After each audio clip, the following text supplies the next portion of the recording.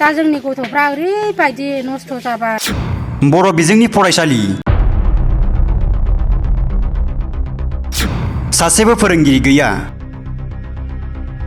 बे फोरोंगिरि आंखाल फरायसालिया गफुर हालामनि सिङाव थानाय सनारिजान गामिनि गुदि फरायसालियाव जादों। बिश्वनाथ जिल्लानि सिङाव थानाय गफुर हालामनि सनारिजान गुदि फरायसालियाव सासेबो फोरोंगिरि गैयैनि खुदै सारदों फरायसा फरायसुलि आरो गामिनि रायजो राजाफोरा। बे फरायसालिया 1974 मायथाइयाव गायसनजादोंमोन। 2004 मायथाइयाव सरकारजों गनायजानाय जादोंमोन। बे फरायसालियाव 60निफ्रायबो बांसिन फरायसा दंमोनब्लाबो फोरोंगिरि गैया। नाथाय सासे फोरोंगिरि दंमोनब्लाबो बेबो गुबुन फरायसालिनिसोमोन। दा बे फोरोंगिरिया गुबुन दाबसे जायगायाव दैथायहरजाबाय। बे फरायसालियाव 7 सान जालांबाय। दिनैसिमबो फोरोंगिरि गैयैनि गेजेरावबो फरायसाफोरा फैयो आरो थाङो। फरायसाफोरनि दिथागिरि बिथांमोना खावलायहरदों दि बे सनारिजान गुदि फरायसालियाव थाबैनो फोरोंगिरि थिसनहरनो। दा बेनो दुखु गोनां बाथ्राया। जोंनोथ' दा जोंनि गथ'फ्रा ओरैबायदि नस्थ' जाबाय। गथ'फ्रा बे साननैसोआव ना लेखा फरायनाय ना स्कुल फोरोंजानो मोनला। गथ'फ्रा ओरैनो बेखार जासिगोन। बे साननैसोआव जोंनो एकदम नांथारगौ फोरोंगिरि। जोंनि गथ'फ्रा मा जाबावनांगौ जाखो? जोङो हाजिरा मावाबानो मोनजाया। जों प्राइभेट स्कुलावबो जोङो गथ'फोरखौ सोहरनो हाया।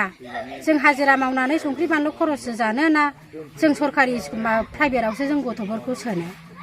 दा जोंहा बेफोरनि जेबो राहा गैया। जोंनो थाबैनो एकदम बे सनारिजान गुदि फरायसालियाव जोंनो फोरोंगिरि नांथारगौ जोंनो। नङाबा जोंनि गथ'फ्रा नस्थ' जासिगोन। सिन्था खालामनानै दिनैनि समाव नोंथांमोना मा खावलायनो सानदों? दा बेनोथ' जादों। जोंहाथ' खावलायनो गोनाङा बेनो, जोंनो माने फोरोंगिरिखौ नांथारगौ। मानो होनना बुङोबा फोरोंगिरि गैयाब्ला बे उन्दै उन्दै गथ'फ्रा दिनैहाय गासिबो माने बरबाद जालांजोबगोन। बरबाद जालाङोब्ला जोंहा जोंनि बर' हारिनि जिथु थांनानै थानांगौआव माने बे उन्दै उन्दै गथ'फ्रा रोंनांगौ रानांगौआव माने गासिबो गोलैसोनानै थालांगोन। मानोना दिनैहाय साननानै नाय, दानि मुगायाव ओरैनो लेखा गोरों नङाब्लानो जेरावबो बेरायनो हाया, जेरावबो थांनो हाया, जेखौ सानो बेखौनो मावनो हाया। बेनिखायनो बे उन्दै गथ'खौ जोङो बे स्कुलनिफ्राय मोजाङै फोजाखांनानै जाहाथे माने मोजां गुन गोनां सोलोंथाइ लानानै जाहाथे माने बे गथ'फोरखौ जों बे स्कुलनिफ्राय गुबुन स्कुलाव जोङो दैथायहरनो हायोब्ला जोंनि थाखाय बे जोबोद मोजां। मानो होनना बुङोब्ला जोंहा साननो लुगैया बेनो, फोरोंगिरिनि आंखाल जानायनि थाखायनो फोरोंगिरि जिथु माने बेयाव फोरोंगिरि एकदमबारे नांथारगौ। बे फोरोंगिरिखौ मोनाब्ला जोङो ओरैनो जिरायनानै थाया। मानोना जोङो थाङा नङा थांगासिनो दं। बिअ अफिसावबो थांदों, दाखालिबो थांदों आरो मैयाबो थांदों। नाथाय बिअआ माने मोनगोनल' होननानै बुङो। नाथाय दिनैसिमबो फोरोंगिरिखौ माने स्थायी हिसाबै माने जोंनि बे स्कुलाव माने फोरोंगिरिखौनो हरनो हायाखै। आजि सानथाम सानब्रै जाबाय। गथ'फ्रा फैयो आरो थाङो। दा बेबायदिजों बोरै जागोन? दा जोङो बेबायदिखौ आरो जों मालाय बोरै माने नायनानै थानो हानो? बेनिखायनो जों दिनैहाय बुंनो गोनां जादों जे जोंहा जिथु माने जोंनि नैबे रनज पेगु बिथांमोना जाहाथे माने बे स्कुलखौ नायसनहरो। आरो बेनिफ्राय लोगोसे जोंहा आसाम सरकार डक्टर हेमन्त बिश्व शर्मा बिथांमोना बे स्कुलखौ माने नायसनहरो।